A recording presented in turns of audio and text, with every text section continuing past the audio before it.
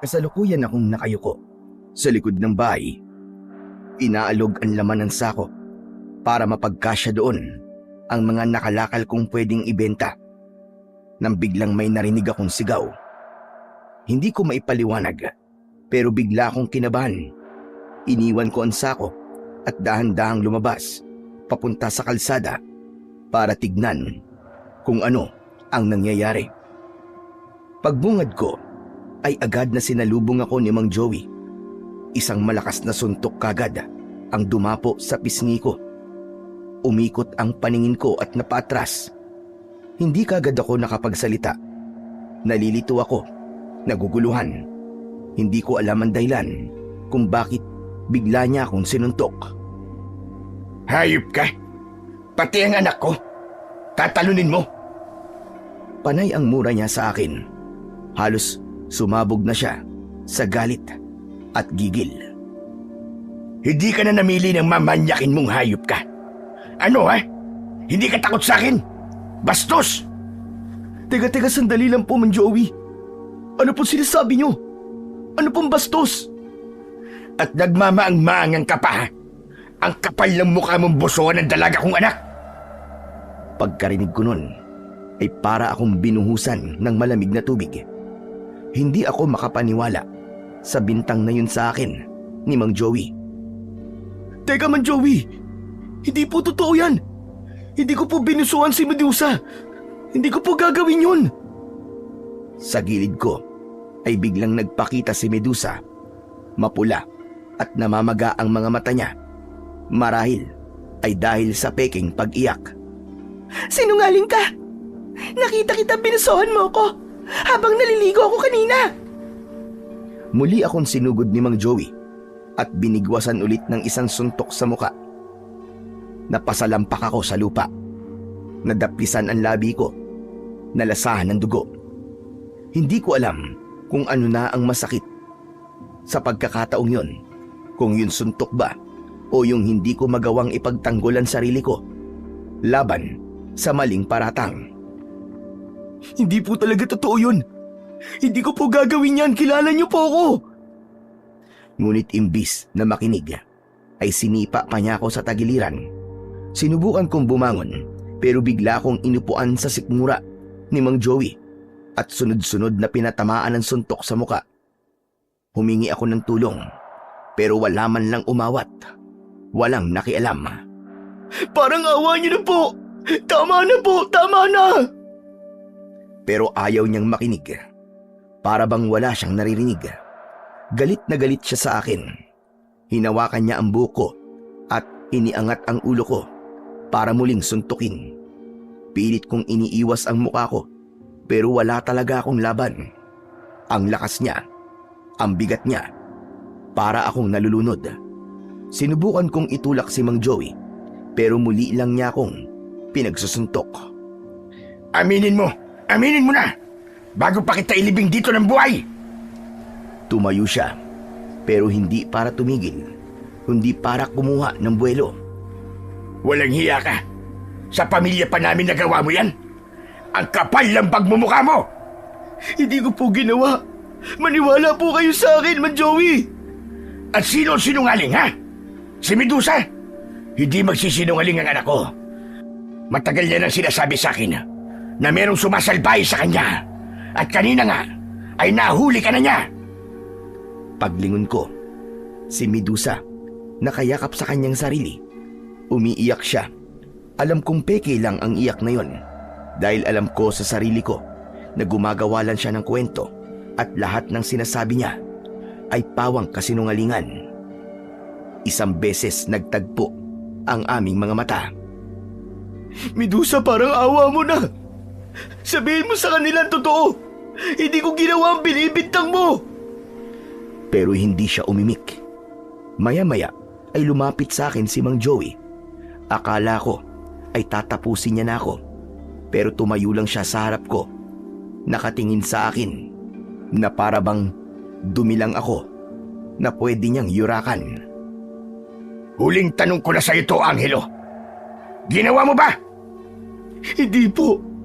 Hindi ko po talaga ginawa. Maniwala po kayo. Pagkasabi ko nun, ay tumama ang kamao niya sa aking sintido. Malakas ang suntok na yon, nahilo ako at muling napahandusay sa lupa. Sinubukan kong bumangon, kahit nanginginig pa ang mga kamay at paa ko. Pero hindi pa man ako tuluyang nakakatayo, ay nakita ko si Mang Joey. May hawak na siyang kahoy na hindi ko alam kung saan niya kinuha. Nakataas na yon at handa nang ihampas sa akin. Para matuto kang manyak ka! Hayop ka! Wag! Maawa po kayo! Ihahampas na sana niya ang hawak niyang pamalo sa akin, pero bigla siyang natigilan nang may yumakap sa kanya. Tay! Tama na po! Baka po mapatay niyo si Kuya Angelo! Tama na po, Tay! Narinig ko ang panginginig sa boses ni Dandag. Takot siya, hindi sa akin, kundi sa mismong tatay niya. Siya lang ang tanging nagmamalasakit sa akin. Ang nag-iisang may lakas ng loob para pigilan ang masamang balak ni Mang Joey.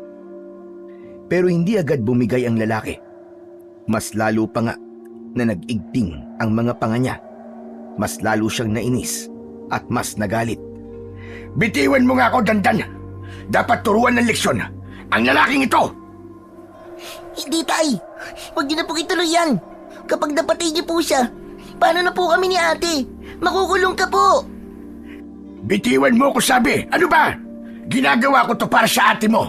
Para hindi na yan pamarisa ng iba pa! Huwag, Tay! Tama na po! Sige na, Tay! Maawa na po kayo sa kanya! Tumingin siya sa akin at saka nakiusap. Kuya Angelo, sabihin mo na lang po, aminin mo na lang, para tumigil na po si tatay. Sige na! Ano? Pakiusap, Kuya Angelo, sabihin mo na may nagawa ka, humingi ka ng tawad para huminto na si tatay. Ayoko pong mamatay ka dito. Natulala ako sa sinabi niyang yun. Tulad ng kanyang ama at kapatid, pinilit din niyang paaminin ako sa kasalanang hindi ko naman ginawa. Ayoko sanang gawin yon, pero nang makita kong nakasubsob siya sa braso ni Mang Joey at pilit na pinipigilan ng ama, naramdaman ko kung gaano kabigat sa kanya na sabihin ang mga salitang yon. Hindi niya gustong ipagtulakan ako sa kasalanang yon, pero gusto lang niyang matapos na ang gulo. Wala na akong mapagpipilian. Oo, gusto kong isigaw ang katotohanan. Gusto kong sabihin na wala akong ginawa, na wala akong masamang intensyon, na hindi ako hayop tulad ng tingin nila. Pero alam ko namang walang makikinig, walang maniniwala sa akin. Matagal na akong walang halaga sa baryo namin. Isa lang akong hampas lupa sa paningin nila. Isang busabos na naglalakad-lakad sa likod ng bahay ng iba para lamang makahanap ng basura na pwede pang pakinabangan. Isang taong walang trabaho, walang bahay, wala ding mga magulang na pwedeng magtanggol sa akin. Natahimik ako sandali. Nag-isip ako ng mabuti at nagdesisyon. Oo na! Pasensya na po. Patawad, Medusa. Patawarin mo ako kung nagawa ko man yun sa'yo. Ayan! Sabi ko na nga, be. Walang hiya ka. Nilapastangan mo ang anak ko. Hayop ka! Ang sama-sama mo! Bastos! Manyak! Manyak ka! Biglang nagsilapitan ang mga tao sa paligid. Yung mga taong walang pakialam kanina, biglang nagkaroon bigla ng pakialam. Pero hindi para sa akin, kundi para kay Medusa. Sa isang iglap, kinuyog nila ako.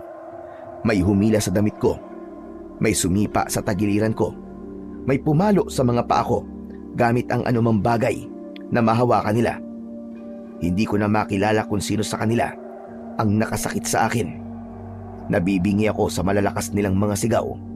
Lahat sila ay nakisawsaw at nakisumbat ng mga masasakit na salita at pagmumura. Para bang sabik na sabik silang saktan ako. Hindi ko na alam kung anong parte ng katawan ko ang mas masakit. Ang mukha ko, ang tagiliran ko, ang braso ko. Gusto kong sabihin na tama na, pero wala nang boses na lumalabas sa bibig ko. Tama na po yan! Tama na po! Huwag kang makialam dito, Dandan. Ano ba? Dapat lang yan sa kanya. Manyak siya! Manyak! Ang dapat dyan, ginugulpe! Matapos kong marinig ang pagtatalo ng mag-ate, doon na tuluyang nandilim ang paningin ko. Hindi ko na naramdaman kung may sumusuntok pa sa akin at hindi ko na rin alam kung humihinga pa ba ako ng maayos hanggang sa nawalan na ako ng malay. Hindi ko alam kung gaano katagal akong nawalan ng malay, pero pagmulat ng aking mga mata ay nakita kong nasa lilim na ako ng isang malaking punong kahoy. Inilibot ko ang aking paningin at nakita ko si Dandan na nasa tabi ko. Salamat naman at gising ka na, kuya. Kumusta na ang pakiramdam mo? Hindi kagad ako nakasagot. Masakit ang pangako at parang natutuyo ang bibig at lalamunan ko. Nakita kong kumuha siya ng betadine at bulak mula sa supot na hawak niya. Dahan-dahan niyang nilinis ang sugat ko sa kilay at sa pisngi. Pero kahit maingat siya, napapasinghap pa rin ako sa kirot at hapdi. Dandan, bakit mo ginagawa to?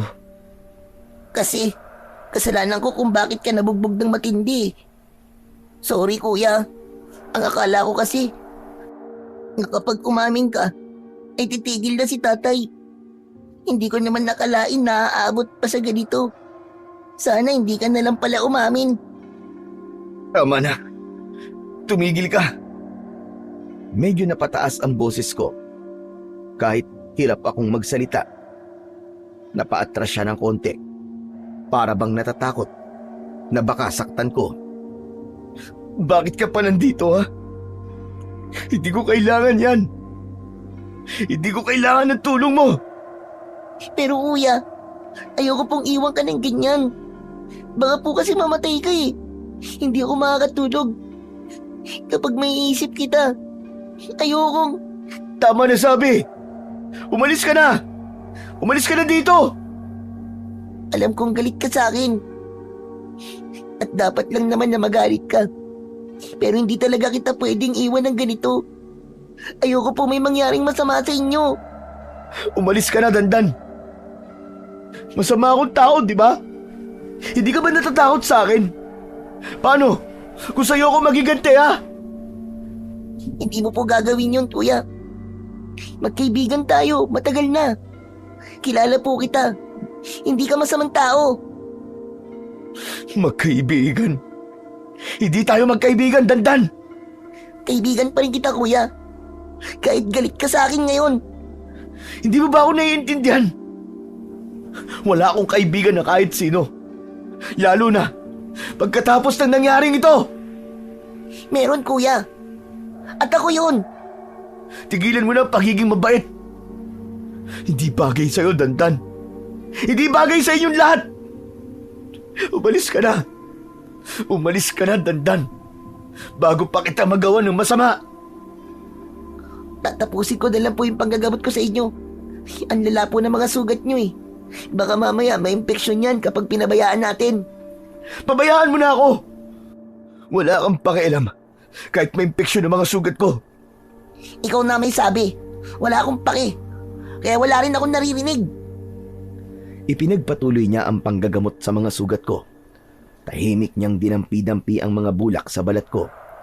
Sinubukan kong igalaw ang braso ko para pilitin siyang itulak sana. Pero hindi ko maiangat ng maayos. Nangihina na talaga ako. Bakit ba ang tigas ng ulo mo? Hindi mo ako responsibilidad. Alam ko yun. Pero gusto pa rin kitang tulungan. Bakit? Kasi mabait ka sa akin nun eh. Ikaw yung nagtatanggol sa akin kapag binubuli ako ng mga bata.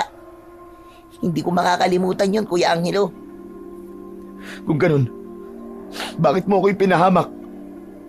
Dahil tanga ako at natakot ako. Akala ko talaga titigil na sila kapag umamin ka. Pero mali. Mali pala ang ginawa kong yun. Oo, nagkamali ka. At ako nagdusa. Alam ko, kuya. Kaya nga bumabawi ako sa iyo eh. Kaya hindi ako aalis dito hanggat hindi ka okay. Kahit itaboy kita, Kahit sigawan mo pa ako, kahit anong sabihin mo, hindi kita iiwan dito. Hindi ka ba talaga natatakot sa akin? Hindi, Kuya Angelo. Bakit naman ako matatakot sa'yo? Muli niyang ipinagpatuloy ang pagdampi ng bulak sa aking mga sugat. Napatitig ako sa kanya. Sa inosente niyang muka. Alam ko, totoo ang sinabi niya. Wala siyang alam.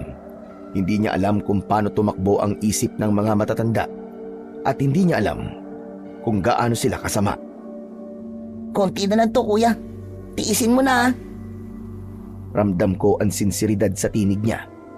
At sa kanyang mga mata, nakita ko na nagmamalasakit talaga siya sa akin. Yung mukha niya puno ng awa at pagkabahala. Hindi peke. Ayan, tapos na itong nasa mukha mo, Kuya. Yung sa mga braso mo naman.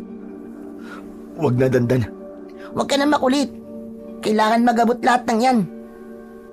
Bigla akong napaigik nang madiinin niya ng bulak ang sugat ko.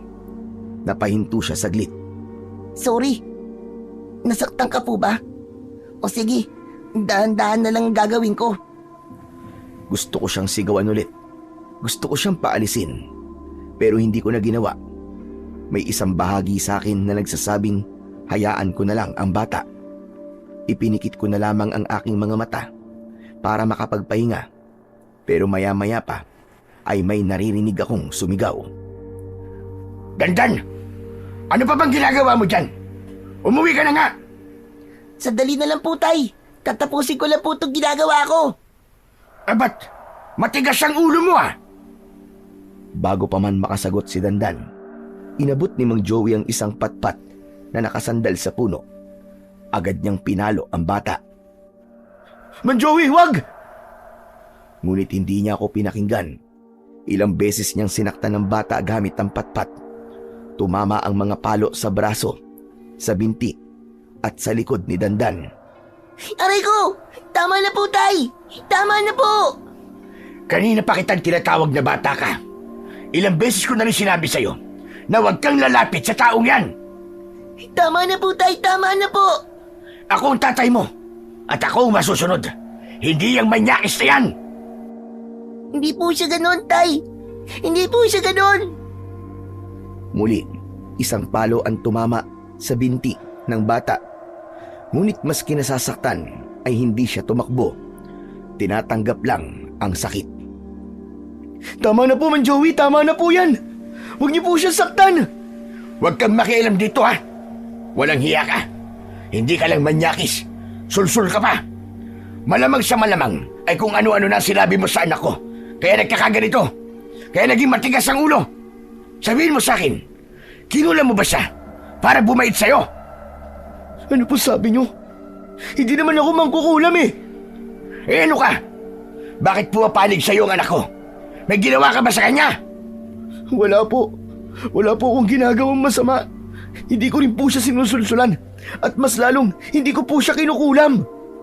Tumahimik ka na! Kanina ka pa nagsisinungaling ha? Alam mo tong anak ko, hindi ito malapit sa kahit na sinong tao. Maliban na lang sa amin. Wala siyang halos kaibigan. At hindi nakikipag-usap sa kung sino-sino. Tapos ganito siya sa'yo.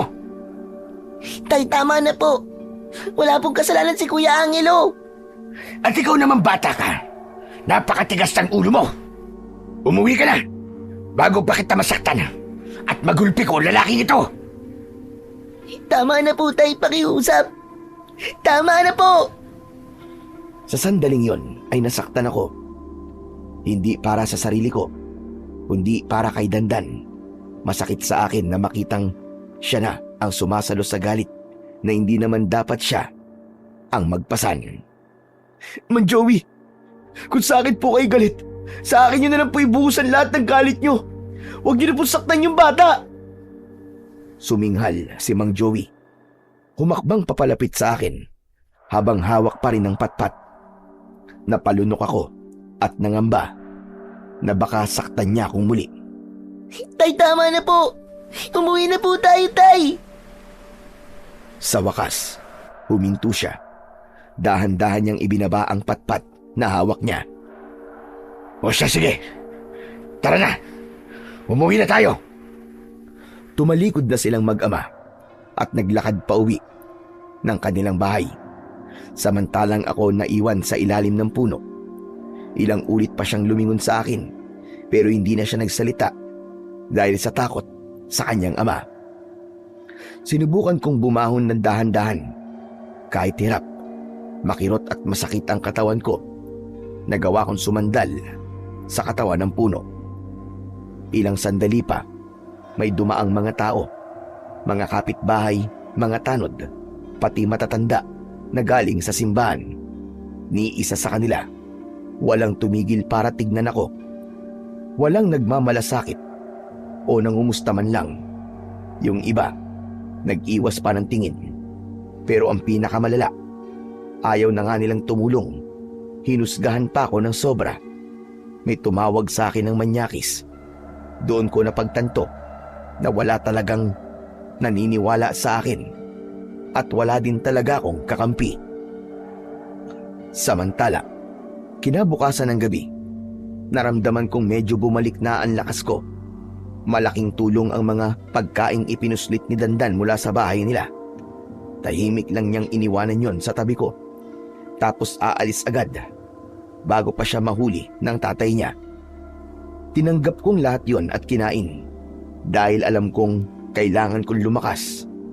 Kailangan kong mabuhay. Sinubukan kong tumayo. Kahit nanginginig pa rin ang mga tuhod ko, ay nagawa ko. Nagawa ko ring makakbang ng dahan-dahan. Tapos ay biglang umambon. Kailangan kong makahanap ng masisilungan bago pa lumakas ang ulan. Gabi noon, tahimik ang buong baryo. Nagsumikap akong maglakad papunta sa pinakamalapit na bahay, ang bahay ni Dandan. Tumungo ako sa likod. Nang nasa likod na ako, may napansin akong dalawang anino. Napahinto ako. May liwanag mula sa bintanang nakabukas at doon ko nakita na may kahalikang lalaki si Medusa sa likod ng bahay nila. Agad akong nagtago sa likod ng mga halamang malalaki ang dahon. Ayokong makita nila ako dahil baka mag-imbento na naman sila ng kwento na ako na naman ang masama. Maya-maya ay narinig kong nagsalita si Medusa.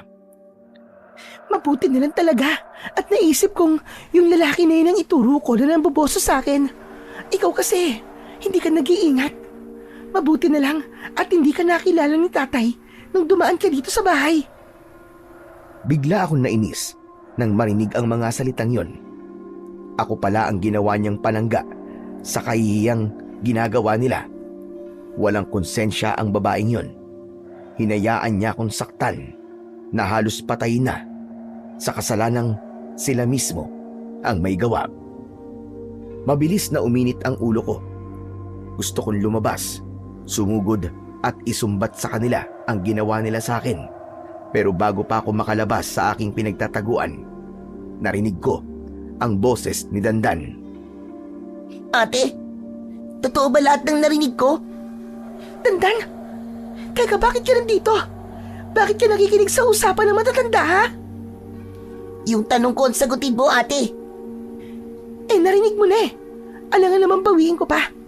O, ano ngayon? Ang sama mo, ate. Mali lahat ng ginawa mo. Bakit mo dinamay si Kuya Angelo? Mabait na tao yun. Hindi niya deserve yun. Hoy, ano ba sinasabi mo? Pwede bang manahimik ka? Wala kang alam. Huwag mo akong turuan kung ano ang tama at mali. Pero ate, sinaktan nila yung tao dahil sinungaling ka. Eh ano nga ngayon? Anong pakialam ko? Isusumbong kita, ate. Isusumbong kita. Eh di magsumbong ka. Bakit sa tingin mo ba? Maniniwala sa'yo si tatay? Akala mo ba ay papanigan nila yung pulubi na yon? Hindi kakampi sa inyo si tatay. Maniwala ka sa akin. Pero susubukan ko pa din. Kailangan malaman ng lahat ng totoo. Tumigil ka na nga. Bakit mo ba'y pinagtatanggol yung walang kwentang taong yon? Isa na siyang patapon. Dapat nga, lumayas na siya dito sa baryo para mabawasan na mga dugyot dito. Sobra ka naman, ate. Kung tutusin, mas madumi ka pa sa kanya. Kadalaga bang tao, nandito ka sa dilim kasama lalaking yan. Wala kang hiya. Talagang isusumbong kita. Abat, bastos kang bata ka. Hindi na ako umalis sa pinagtataguan ko. Nakayuko lang ako sa likod ng halaman. Pinapanood ang pagtatalo ng magkapatid. Galit na galit si Medusa. Halos mapasigaw na. Si Dandan naman ay nanatiling matatag at parang hindi natatakot.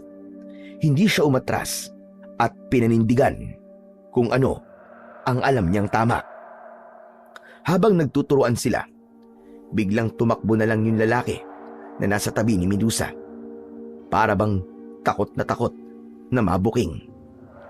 Pagkaraan ng ilang segundo, bumuhos bigla ang malakas na ulan. Nagunahan si Medusa at Dandan pabalik sa loob ng bahay.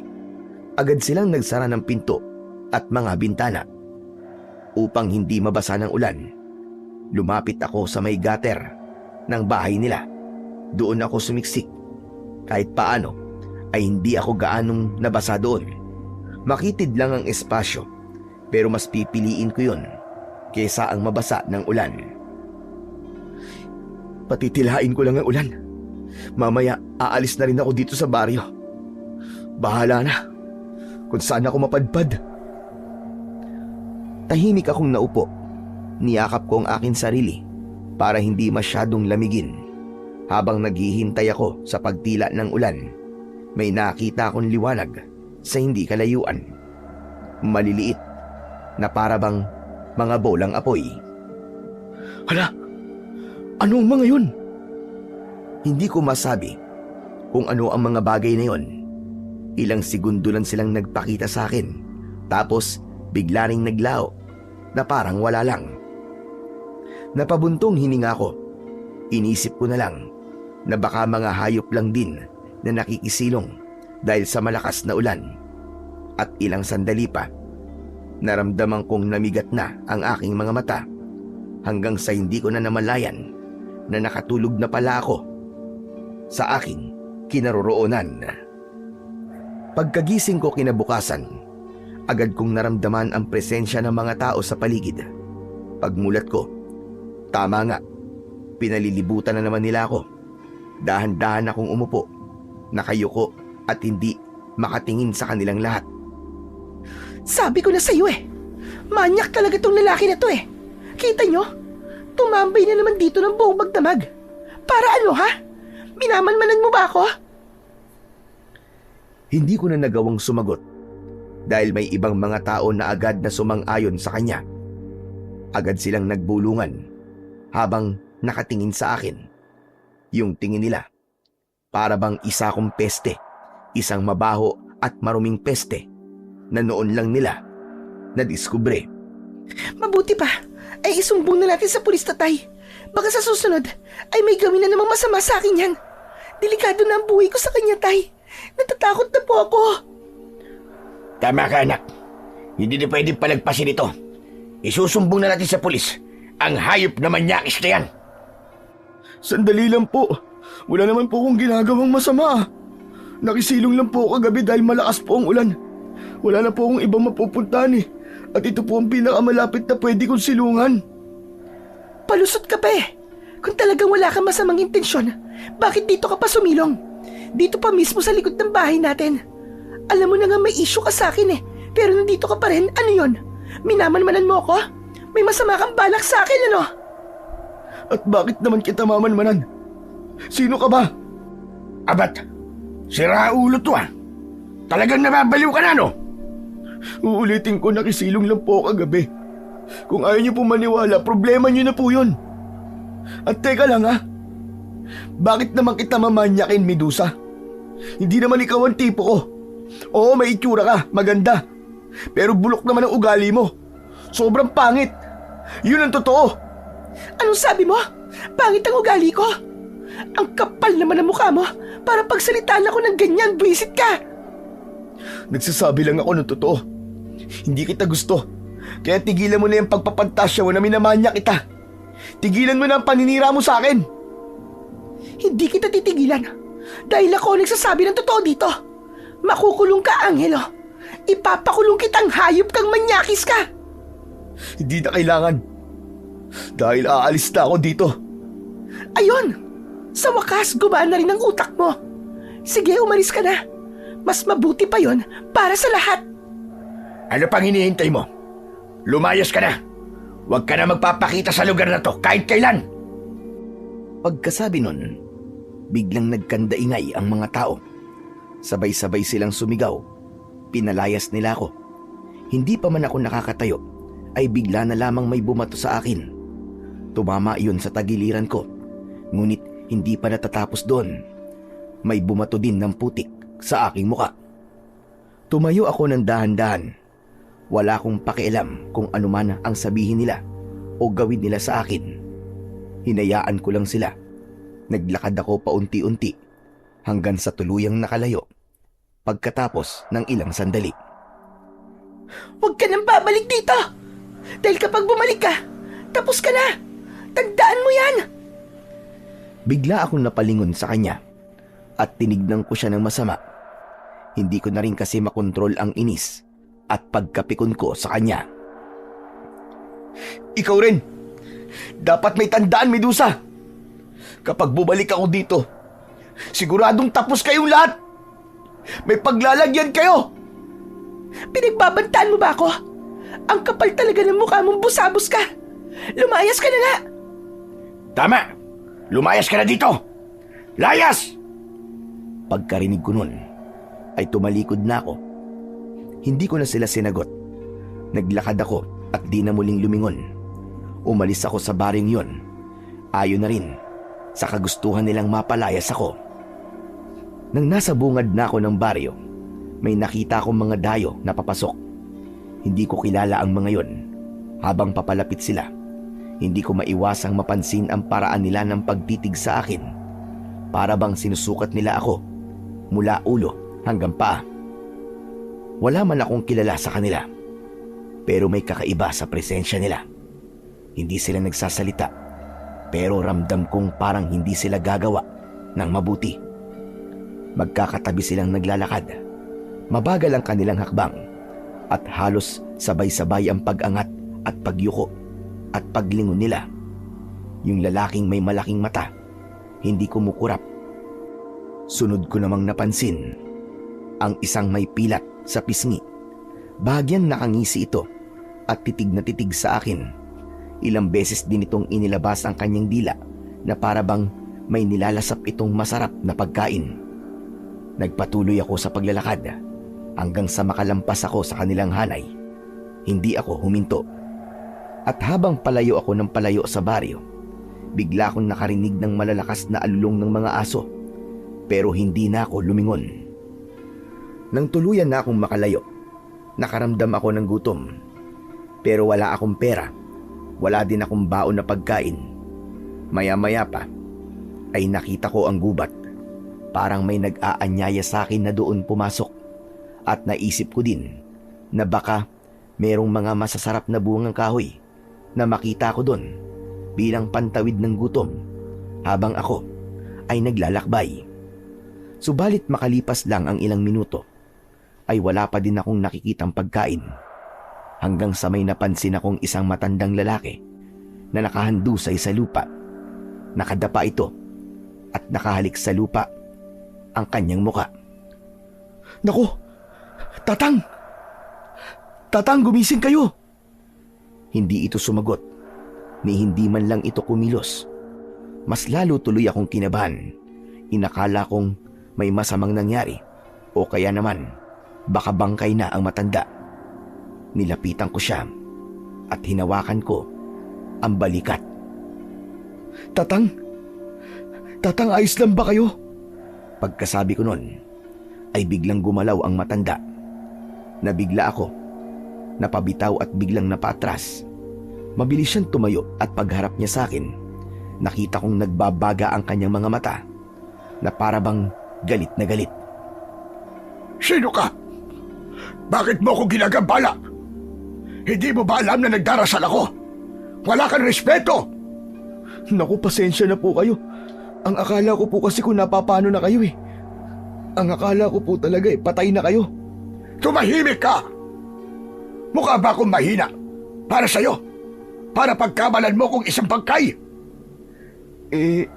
Hindi ko naman po talaga sinasadya na makagulo po sa inyo. Sino ka ba? At ano bang ginagawa mo dito sa gubat?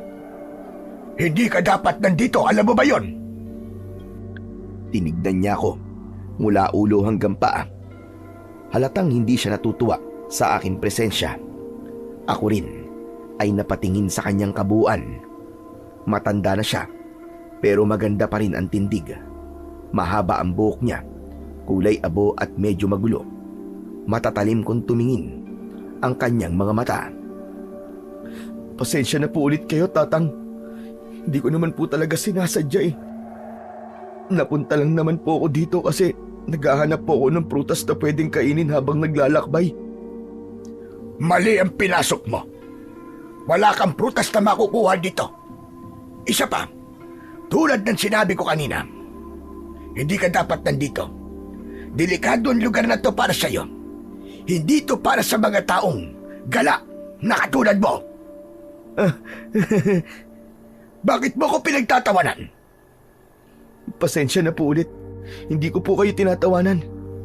Naalala ko lang po kasi yung baryo na pinanggalingan ko. Nagsabihin niyo pong delikado po ang gubat na to. At ano namang koneksyon nun sa sinabi ko? Kasi, Tatang, wala na pong mas delikado pa sa lugar po na pinanggalingan ko. Ano bang ibig mo sabihin? Dahil lahat po ng tao doon walang awa. Wala po silang puso. Sinaktan po nila ako, nilait. Mga demonyo po ang mga tao doon. Pinalayas po nila ako. Tumahimik ang matanda. Tinitigan niya ako na para bang iniisip niya kung nagsasabi ba ako ng totoo o nag-iimbento lang. Maya-maya pa ay napabuntong hininga siya. Teka, ano bang pangalan mo? Ako po si Angelo. Kayo po, Tatang. Severino. Tawagin mo na lamang akong Apong Severino. Apong Severino? Lumingalinga siya sa paligid ng gubat. Saka bumalik ang tingin niya sa akin. Ano ba talaga nangyari sa'yo? Dito ka ba talaga napunta? O napadpad ka lang? Napadpad lang po. Ay nako, tulad na sinabi ko kanina, hindi ka dapat pumunta dito. Hindi mo alam kung anong klaseng lugar ito. Yun na nga po eh. Kanina niyo pa po sinasabi yan. Bakit po ba? Ano po bang klaseng lugar to? Ano pong meron dito? Maraming masasamang elemento dito. Hindi sila nakikita ng mga mata ng tao. Pero nagmamasid sila at naghihintay ng kanilang mabibiktima. Kapag hindi ka marunong mag-ingat, pwede ka nilang saktan o kunin at dalhin sa mundo nila. Ho? Ano naman po mga elemento yun? Multo, engkanto, kapre, o tikbalang? Hindi ko na natapos ang sinasabi ko dahil para bang bigla ko natawa. Hindi ko siya siniseryoso dahil hindi naman ako naniniwala sa mga ganong klase ng nilalang. Bigla siyang lumapit sa akin. Seryoso ang kanyang muka at halatang hindi talaga nagbibiro. Itinaas niya ang kanyang mga palad at tinapik yun sa aking noo gamit ang 2 daliri. Agad akong nahilo. Pumikit ng kusa ang mga mata ko dahil parang umikot ng mabilis ang aking mundo. Diyos ko, ano to? Ano nangyayari sa akin, Apong? Maya-maya pa ay bumuti na ang pakiramdam ko. Dahan-dahan kong iminulat ang aking mga mata. Ngunit nang igala ko ang aking paningin, may nakita akong isang higanting nilalang na nasa tabi ng isang malaking puno. Maruming kayumanggi ang kulay ng kanyang balat. Para bang maikukumpara yon sa tuyong kahoy. Ang mga mata niya ay pulang-pula at malaki. Nakatitig ng diretso sa akin. May hawak din siyang umuusok na tabako. Samantala, sa gawing kanan ko naman ay may isang nilalang na gumagapang sa lupa. Mahaba ito, payat at maitim. Parang tao, pero sobrang baluktot ang kanyang katawan. Wala siyang muka. Meron din akong nakita na babae sa may gilid ko. Nakalutang sa ere. Mahaba ang kanyang buhok at nakaawang ang bibig. May lumalabas na itim na usok mula doon. Wala din itong mata. Dahan-dahan itong lumalapit sa akin. Wag! Wag ka lalapit! Tumakbo ako. Basta takbo lang. Ginawa ko ang lahat at ginamit ko ang buo kong lakas para agad na makalayo sa mga nakakatakot na nilalang na yon. Pero nang mapagod ako at kung kailan abot-abot na ang hingal ko, saka ko naman napansin na nasa parehong pwesto pa rin ako. Hindi pa rin ako nakakaalis. Diyos ko po, hindi! Hindi pwedeng mangyari to! Hindi pwede! Bigla kong napalingon sa matanda. Wala siyang ginagawa. Nakatingin lamang sa akin. Apong! Apong Severino! Ayoko na po! Tulungan niyo ako!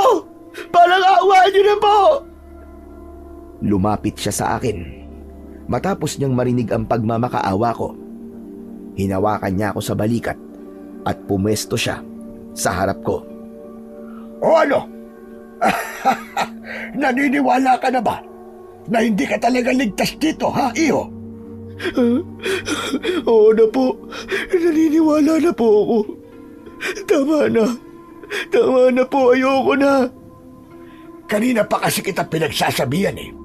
Pero pinagtatawanan mo lang ako. Alam mo ba, na lahat ng nakita mo kanina, gutom ang mga yon.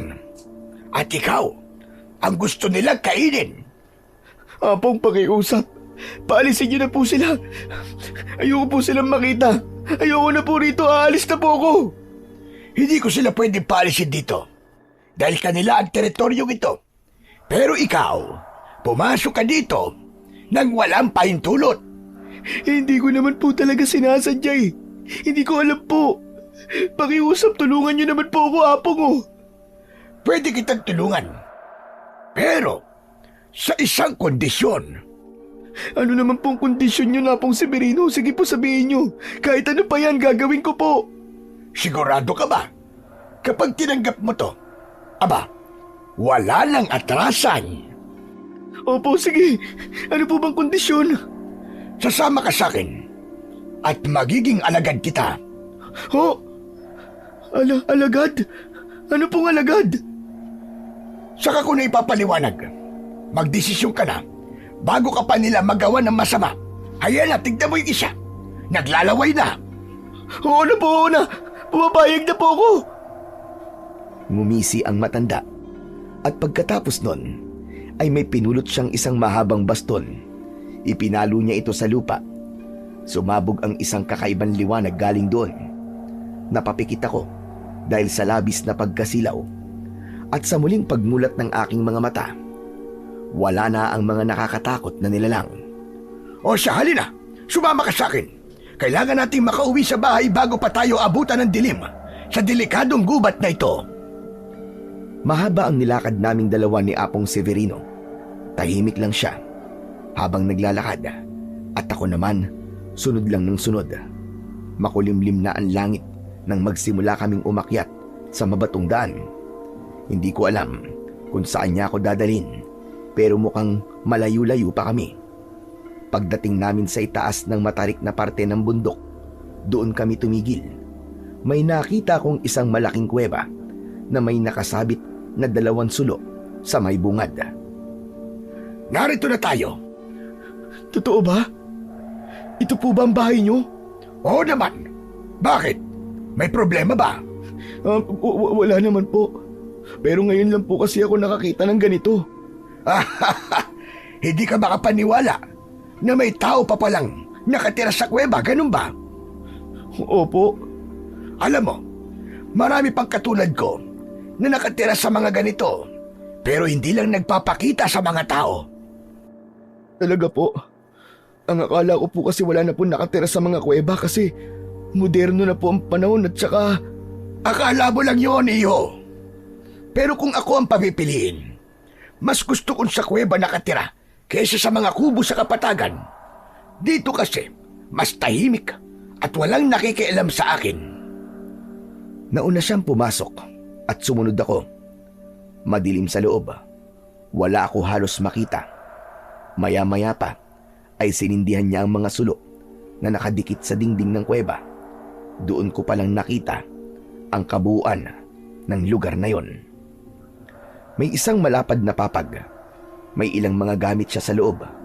Mga palayok, kahoy na upuan, mesa at iba pa. Pero ang nakatawag ng pansin sa akin ay yung mga nakasandal na iba't ibang mga armas. May mga itak, punyal, sibat, pana at iba pa. Meron ding ilang mga kwintas na maayos na nakasabit. Nakahilera ang mga ito sa iisang hanay. Ang mga kwintas ay may iba't ibang mga palamuting bato. May mga bote din na may lamang kung ano-anong mga likido. Kumilos ang matanda. Kabisadong-kabisado niya ang loob ng kuweba. Iinitin ko lang ito mga pagkain natin. Diyan ka na lang muna. Tumango ako. Pagkatapos ay kinuha niya ang isang palayok na may nakaimbak na nilutong pagkain. Hindi ko alam kung anong klaseng pagkain yon, pero mabango at mas lalong mabango nang initin niya yon sa apoy. Halika na. Kumain na muna tayo bago matulog. Salamat po, Apong. Pero matanong ko lang po, ano po ba ang pagkain to? Yan ay isang uri ng bungang ugat. Madalas tumubo yan dito sa bundok. Isang simpleng pagkain lang, pero mabisang makapagpalakas ng katawan. Tumingin ako sa kaldero. May laman itong halos kahawig ng kamuting kahoy, pero mas mapino at mas malambot ang itsura. O sige na, kainin mo na. Pag naubos mo yan, mararamdaman mong gagaan kagad ang pakiramdam mo. Kumuha ako ng isa at sinubo yun. Mainit-init pa at medyo malapot, pero may tamang asim at alat. Hindi siya ganong masarap. Wala namang espesyal sa lasa, pero habang nilulunok ko, ramdam ko ang init na dahan-dahang bumababa mula sa bibig ko, dumudulas sa lalamunan at gumuguhit hanggang sa tiyan. Sige, kumain ka pa ng madami. Kakailanganin mo yan para may sapat kang lakas na gagamitin bukas. Dahil marami tayong gagawin. Po, ano pong gagawin natin? Bukas mo na malalaman. Basta kumain ka ng kumain, magpakabusog ka. Dahil kapag hindi ka kumain na madami, manghihina ka at madali kang bibigay. Tumango na lang ako at ipinagpatuloy ang pagkain ng tahimik. Pagkatapos naming kumain, ay tumayo na ang matandang lalaki. Yung papag ko, kapag gusto mo na magpahinga, tumabi ka na lang. O sige, mauuna na akong mahiga. At kapag gusto mo na magpahinga at antok ka na, huwag mong kalimutang patayin ang mga sulok. Yung kasera na lang ang hayaan mong nakabukas. Opo. Sige po, Apong. Salamat po. O sige na. Bukas na lang tayo mag-usap, hane. Pagod na kasi ako eh. Kailangan ko lang matulog. Tumalikod na siya at tumiga sa papag. Makaraan ng ilang segundo, narinig ko na ang hilik niya. Nakatulog na kagad ang matanda. Ako naman ay nakaupo pa rin. Panay ang tingin ko sa mga kwintas na nakasabit sa dingding ng kuweba. Alam ko ang mga yon. Nakakita na ako dati sa bahay ng isang albularyo doon sa baryo namin. Sigurado ko na anting-anting ang mga yon. Maya-maya pa ay biglang sumagi sa isip ko ang muka ni Medusa. Mas lalo tuloy akong hindi dinalaw ng antok. Kumirot ang dibdib ko dahil sa galit at inis. Hindi ko makalimutan ang tingin niya, yung paraan ng paggising niya habang pinapahiya ako sa harap ng maraming tao. Pero hindi lang siya ang naisip ko. Isa-isa kong naalala ang mukha ng lahat ng mga taong kumutya sa akin at nangusga. Lahat sila masamang tao ang tingin sa akin. Humanda sila. Kung masamang tao ako sa paningin nila, pues ako na ang pinakamasamang tao na makikilala nila sa buong buhay nila. Malakas talaga ang kutob ko na hindi ordinaryong matanda lang si Apong Severino. Sa palagay ko ay isa siyang ermitanyo o albularyo o baka isang antingero na may kakaibang kaalaman. Hindi basta-basta ang mga gamit niya. At doon nagsimulang maglaro ang isip ko. Gagamitin ko ang matanda para lumakas ako at magkaroon ng kapangyarihan.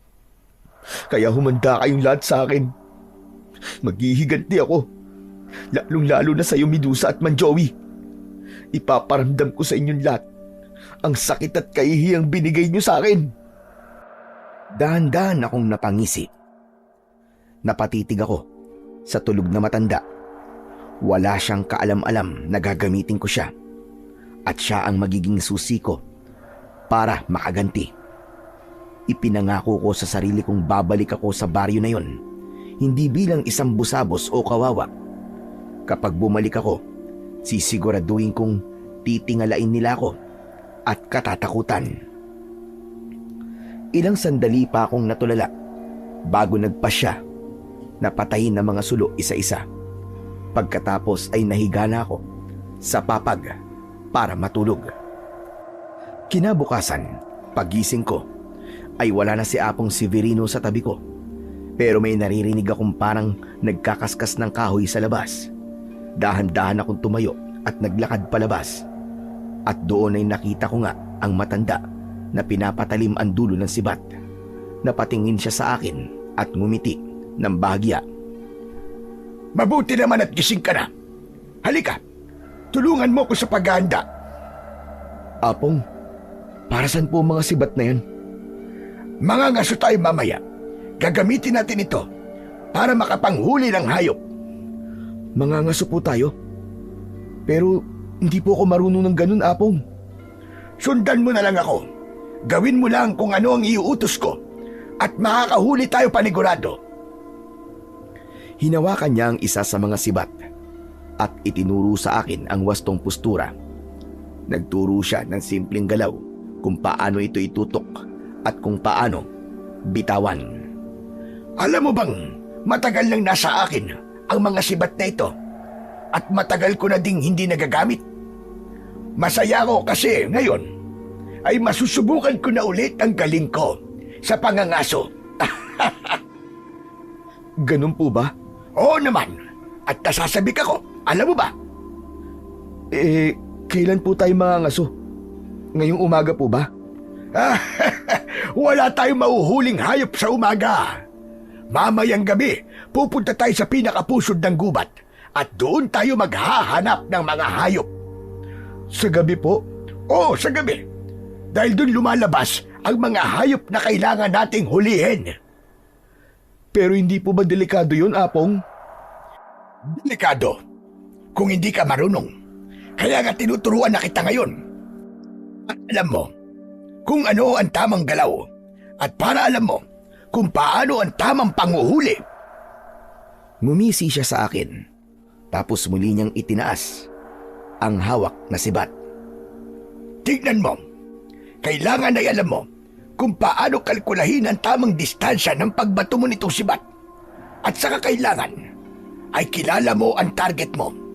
Hindi pwedeng pabara-bara. Gusto mo ba subukan? Pwede naman po. O sige, heto, kunin mo ang sibat. Gusto kong patamaan mo yung puno ng saging na yun. Yan lang po, Apong. Aba, basic lang po sa akin yan.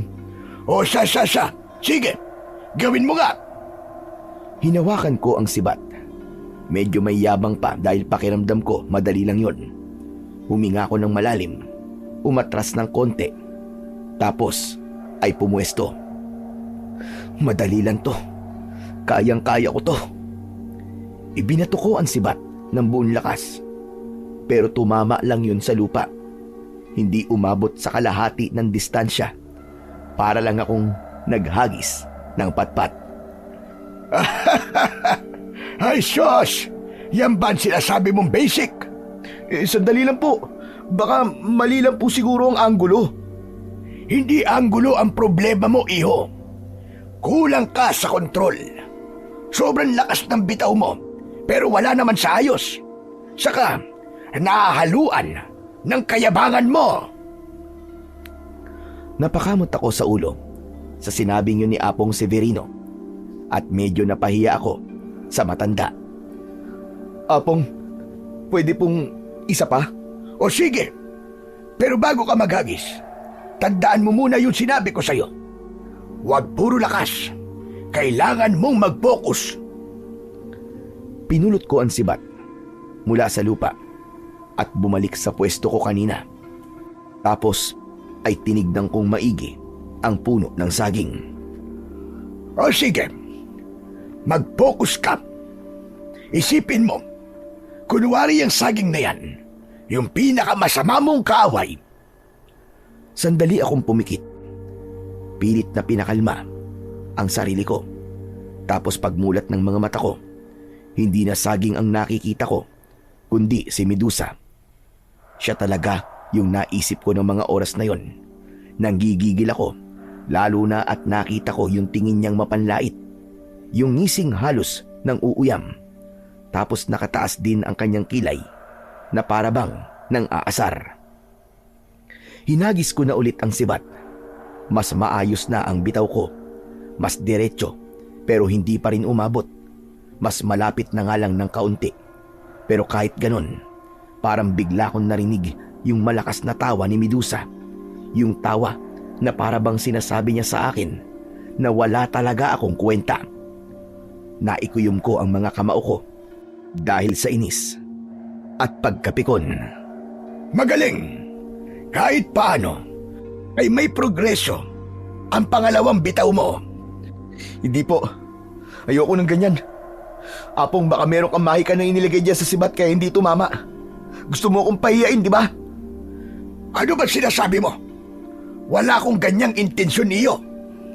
Pero bakit tayo tumama? Puno lang yan, oh. Hindi gumagalaw. Pero bakit hindi ko matamaan? Hindi. Ayoko na. Niloloko mo ako. Ano ba sinasabi mo? Bakit ko naman gagawin yon? Para ipahiya ako. At ano namang mapapala ko? Kung mapapahiya ka, wala naman, hindi ba? Nandito ako para turuan ka. Kung yan simpleng pagbato lang ng sibat, sinusukuan mo na. Ano pa kaya ang kaya mong gawin? Natahimik ako sa sinabing yun ni Apong. Kailangan mo lang magtiyaga, Angelo. Makukuha mo din yan. Huwag kang magmamadali. Naiinis po kasi ako eh. Ba't parang ang hirap? Mahirap naman talaga yan eh. Sino ba nagsabing madali? Nung bata ako, ganyan din ako sa'yo. Hindi ako makatama. Pero nag-ensayo ako ng madalas hanggang sa nakuha ko na din. At mula nang makuha ko ang tamang galaw at teknik, naging madali na sa akin ang lahat. Talaga po?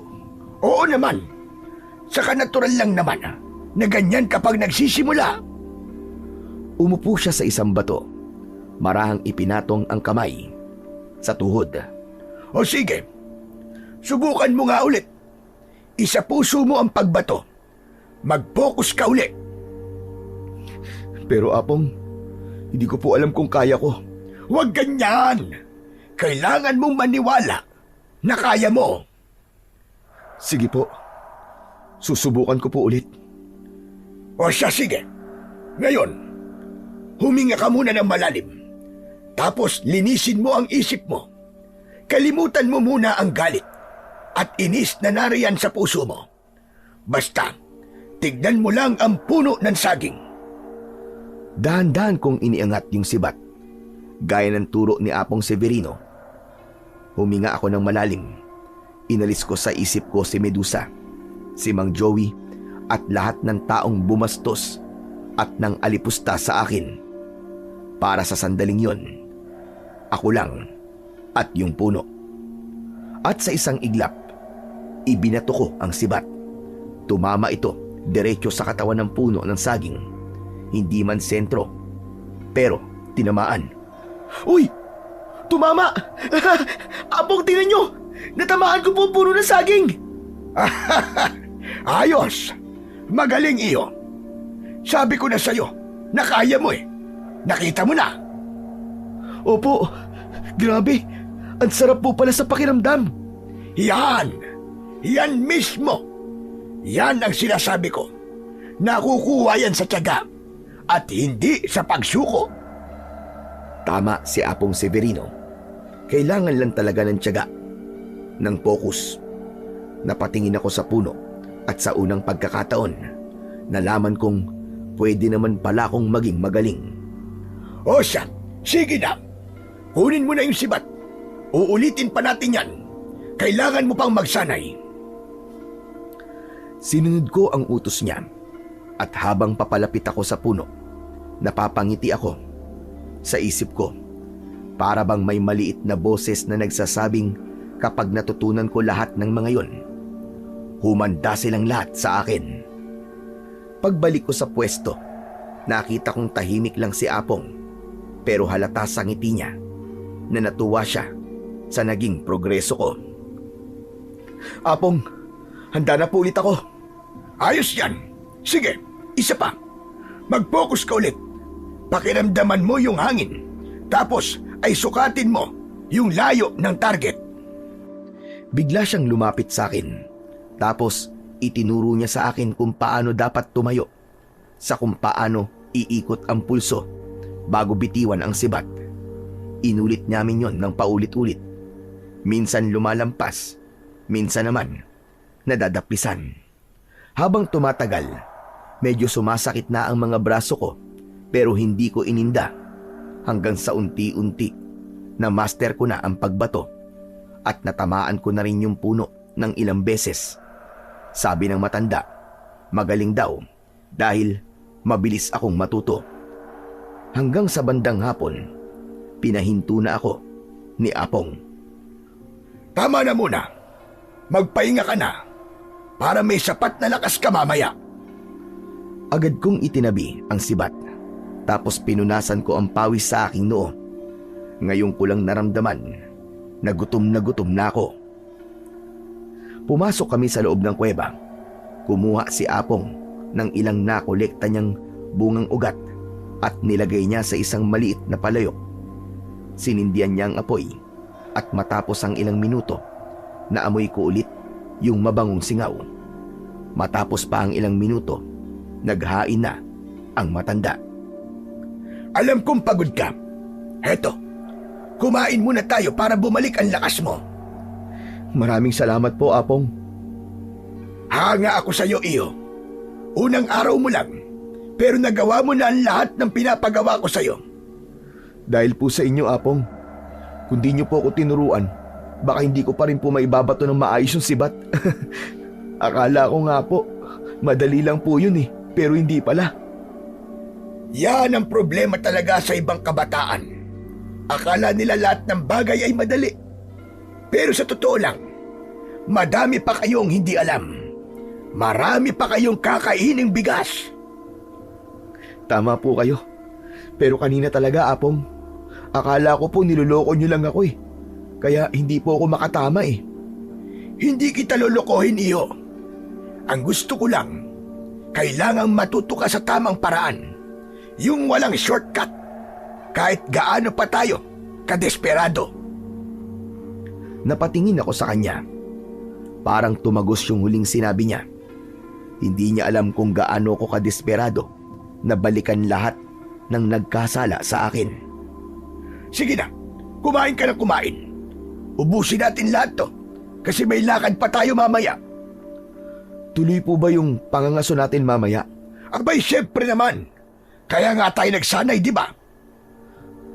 Apong, bakit po kayo nangangaso pa? Matanda na po kayo. Hindi po ba delikado para sa inyo? Delikado syempre. Pero trabaho ko yun, Iyo. Hanggat nabubuhay ako, hindi ako pwedeng tumigil. Ganun po?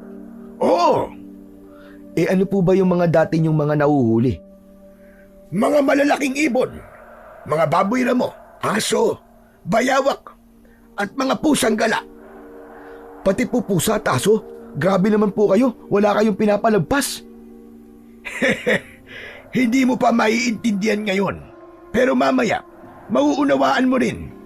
Saka, hindi naman ako pwedeng mamili ng uhulihin eh. Kung ano nandoon, yun ang tatargetin ko. Basta ako, Apong, hindi po ako papatay ng pusa at aso ha. Nakakaawa naman po eh. At saka, hindi naman natin makakain ng mga karne nun eh. Teka, huwag niyo pong sabihin na kumakain po kayo ng ganun. Napailing siya. Para bang natatawa, pero seryoso pa rin ang muka. Hindi ako kumakain sa mga huli ko. Bawal talaga silang kainin dahil may kamandag o lason ng kanilang laman. Kapag sinubukan mo kahit isang beses lang, tapos ang buhay mo, tigok ka. Ah, ganun po ba? Akala ko kaya po tayong mga ngaso ay para po may maiuulam tayong karne bukas. Pasensya ka na iyo. Hindi pagkain ang pakay natin mamaya. At saka, baka kapag nakita mo yung huhulihin natin mamaya baka hindi mo rin gustuhin kainin. Bigla kong kinilabutan kahit hindi ko pa alam kung ano ang tinutukoy ng matanda. Apong, ano po ba kasi talaga yung huhulihin natin? Sandaling tumahimik si Apong Severino. Iniangat niya ang sibat, parang sinusukat ang dulo nito kung gaano katulis. Basta, kumain ka lang ng kumain dyan. At pagkatapos ay magpahinga tayo. Tapos ay lalakad na tayo mamaya. Hindi na ako sumagot. Pinagpatuloy ko na ang pagkain. Asa nga pala, mamaya kapag nasa gubat na tayo, Angelo, wag kang hihiwalay sa akin kahit na ano pa ang mangyari. Kasi kapag napahiwalay ka sa akin, baka hindi ka na makabalik. Baka mapahamak ka. Ho? Ganun po ba kadelikado? Oo, mas delikado pa sa iniisip mo. Wala po kayong dapat na ipag-alala, Apong. Buo po ang loob ko sumama sa inyo. At hindi ako hihiwalay kahit na ano po ang mangyari. Mabuti kung ganon. Mabilis na lumipas ang mga oras. Agad na nag-aya si Apong Severino nang kumagat na ng tuluyan ang dilim. Naglakad kami ng tahimik sa loob ng gubat. May dala kaming mga sulo na siyang nagbibigay sa amin ng liwanag sa paligid. Pagkalipas ng ilang minuto, huminto si Apong Severino. Tila ba nakikiramdam sa paligid. Teka, sandali lang. May naririnig ako. Tahimik akong nakinig. Maya-maya ay may narinig din akong huni sa di kalayuan. Baboy po. Ano, Apong? Napangiti ako at pasimpleng nagpasalamat na di aso o kaya naman pusa ang posible naming mahuhuli ngayong gabi. Bigla kong naisip na masarap ang adobo kinabukasan. Magsasalita pa sana ulit ako, pero itinapat sa akin ni Apong Severino ang kamay niya. Patayin mo ang sulo! Bilisan mo! Agad akong sumunod. Halos wala na akong makita nang mamatay ng tuluyan ang dalawang sulo. Huwag kang maingay. At huwag kang hihiwalay sa akin. Sumunod ka lang sa likod ko, Angelo. Ilang sandali pa ay nakita kong nagtago siya sa likod ng isang malapad na puno. Agad din naman akong nagtago. Paglingon ko sa unahan, may dalawang pulang liwanag na lumitaw. Tila naghihintay naman ng tiyempo ang kasama ko. Tapos ay dahan-dahan siyang lumabas at iniumang ang hawak niyang sibat. Isang mabilis na hagis, dumiretso ang sibat doon mismo sa pulang liwanag. Narinig kong nagwala ang hayop. Angelo! Tirahin mo na! Dali! Hindi na ako nagdalawang isip pa. Mabilis kong itinutok ang sibat sa pulang liwanag at sa unang bato lang, narinig kong umungol ng malakas ang hayop. Yan! Ang galing mo! Ganyan nga, Angelo! Sabi ko po sa inyo, Apong hindi ko po kayo bibiguin. Agad na sinindihan ni Apong ang sulo. Nagliwanag na ang paligid. Naglakad siya kaya sumunod din ako.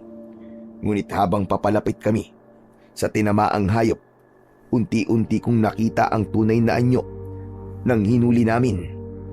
Hindi ito baboy ramo, kundi isang nilalang na may baluktot na pangangatawan. Parang tao, pero mukha ding hayop na mabangis. May matatalas itong mga pangil at mahahaba ang kanyang mga kuko. Itim ang kulay ng kanyang balat. Diyos ko! Apong, ano po yan? Hindi sumagot kagad si Apong Severino. Nakatingin lang siya sa akin. Sinusuri ang kabuuan ng nilalang. Ganun na rin ang ginawa ko. Nang tuluyang makita ko ang mukha nito, napalunok ako. Babae siya, pero sobrang pangit ang itsura. Yung dalawang liwanag na nakita namin kanina, yung pala ang kanyang mga mata.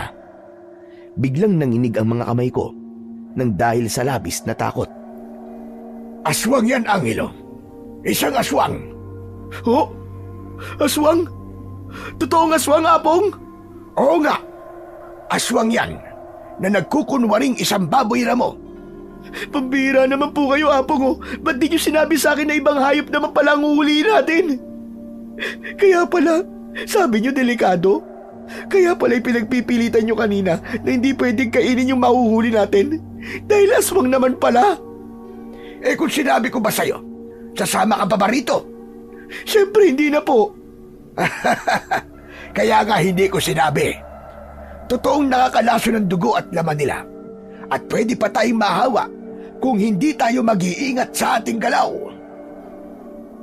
Hinawakan ni Apong Severino ang sibat niya at hinugot mula sa ulo ng aswang.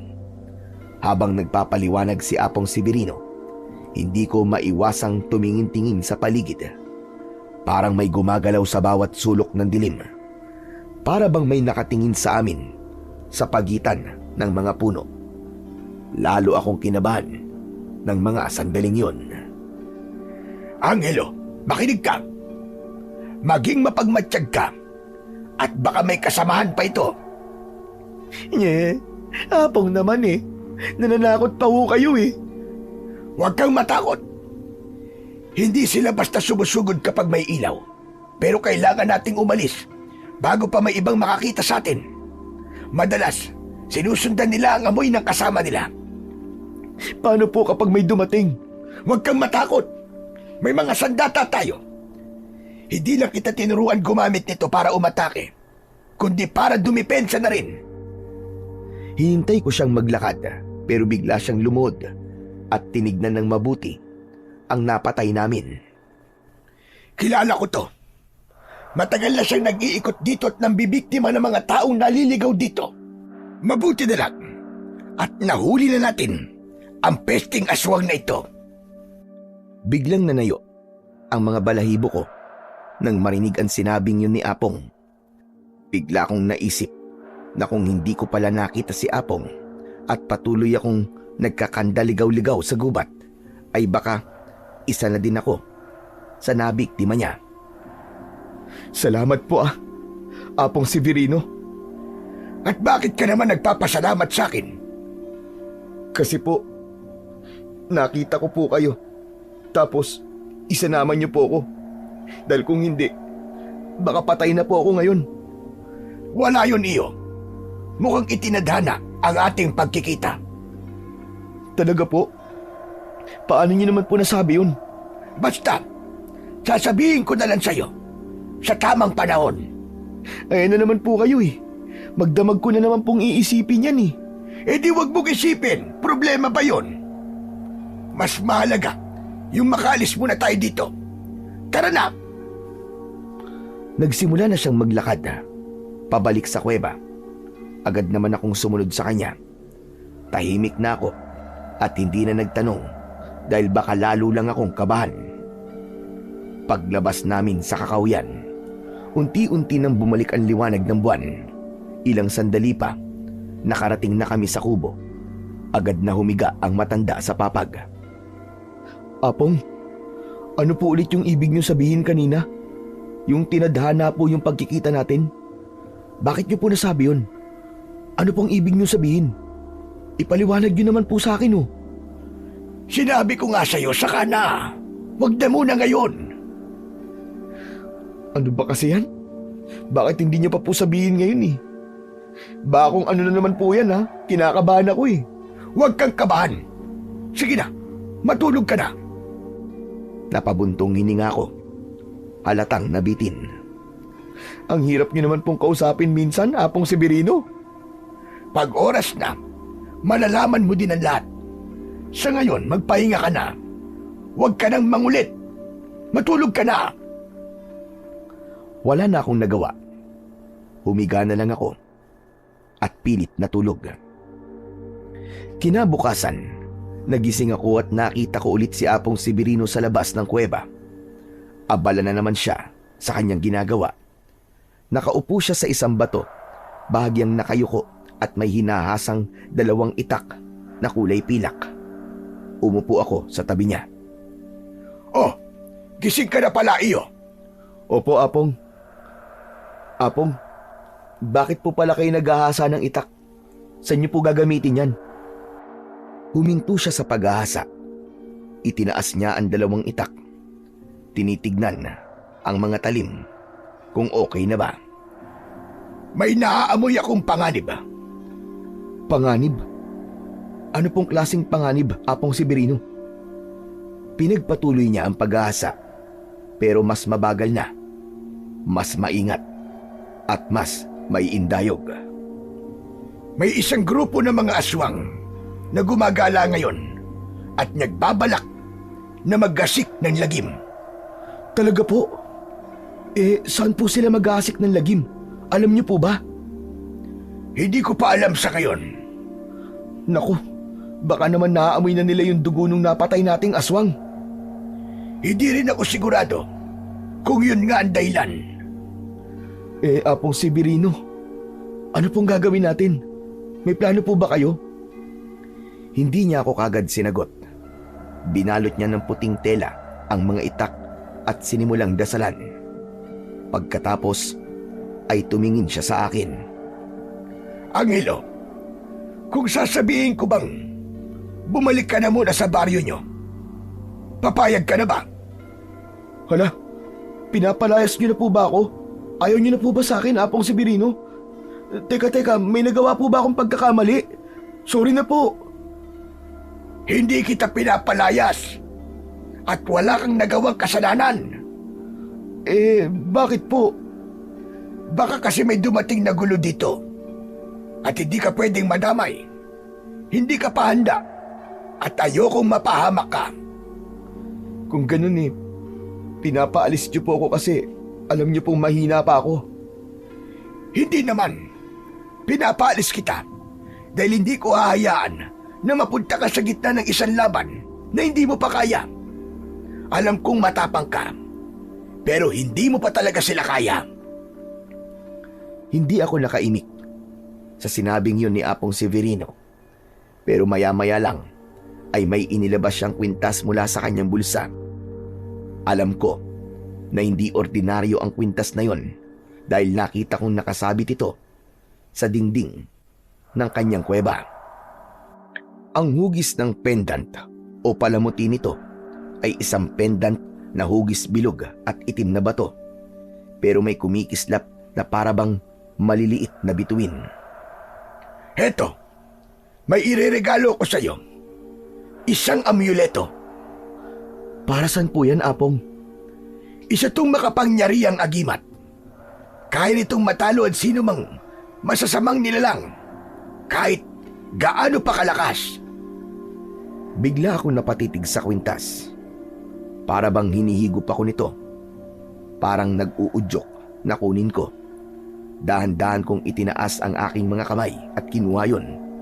At sa oras na dumampi ito sa balat ko, may naramdaman akong mahinang kuryente na gumapang mula sa aking kamay, papunta sa buo kong katawan. Sige, isuot mo na iyo. Para sa iyo yan. Gantimpala ko sa iyo. Sinunod ko naman yun, pero hindi ko inaasahan na may malakas na boltahe ng kuryente ang dumaloy sa akin dibdib. Hindi masakit, pero nakakabigla. Para bang nagising ang dugo ko. Napapikit ako ng mariin. Apong Severino, ano po yun? Hayaan mo lang. Tinatanggap ka lang ng agimat. Dahan-dahan ay humupa rin ang aking pakiramdam. Pagmulat ko, nakatingin sa akin si Apong Severino. Ang amuletong yan, hindi basta-basta pinapasa kahit kanino. Sa totoo lang, ikaw ang unang binigyan ko. Talaga po? Bakit po? Dahil may nakapagsabi sa akin na ikaw ang magiging tagapagmana ko. Ho, ako? Bakit naman po ako? Dahil itinadhana ng langit na magkita tayong dalawa. Nakikita mo naman, matanda na ako. Tapos wala akong anak. Sino ang pwede magmana ng lahat ng anting-anting ko? Ang lahat ng mga kalaman ko? Kung ganun po, ito na po yung sinasabi niyo sa akin kagabi? Tama ka. Kaya sana tanggapin mo. Tinatanggap ko po.